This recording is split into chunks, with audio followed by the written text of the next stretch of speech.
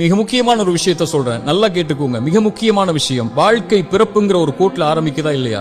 அந்த பிறப்புங்கிற கோட்ல ஆரம்பிச்ச மாதிரியே மறுபடியும் மரணம்ங்கிற அதே கோட்ல வந்து முடியும். பிறக்கும் போது எப்படி ஒண்ணும் இல்லாம வந்தானோ அது போல மரணிக்கும் போதும் ஒண்ணுமே இல்லாம எல்லாத்தையும் விட்டுட்டு போயிருவான். அவனுடைய செல்வம், சொத்து, குடும்பம், குழந்தை எல்லாத்தையும் விட்டுட்டு ஒண்ணும் இல்லாம பிறந்தது மாதிரியே போய் சேர்ந்துருவான். அப்ப எதுக்கு இந்த வாழ்க்கை, எதுக்கு இவ்வளவு பெரிய போராட்டம்னு கேட்கக்கூடியவங்களுக்கு இறை தூதர் இந்த 3 செயல்களை நீங்க உலகத்துல வாழும் போதே விதை போடுங்கன்னு சொன்னாங்க. அது பின்னால நீங்க அறுவடை செய்வீங்க, நீங்க மரணிச்சதற்கு பிறகும் உயிரோட வாழ்வீங்க அதன் காரணமான்னு சொன்னாங்க.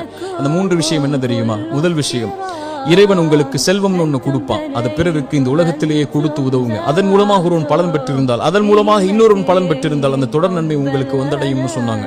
இரண்டாவது, இறைவன் உங்களுக்கு கல்வின்னு ஒண்ணு கற்றுக் கொடுப்பான். எதுவா இருந்தாலும் சரி, ஒரு எழுத்தா இருந்தாலும் சரி, அது பிறருக்கு பலன் பெற கற்றுக்கொடு. அதன் மூலமாக அவன் பலன் பெற்றிருந்தால், அதன் மூலமாக பலன் பெற்றிருந்தால் அந்த நன்மை வந்து சேரும்னாங்க.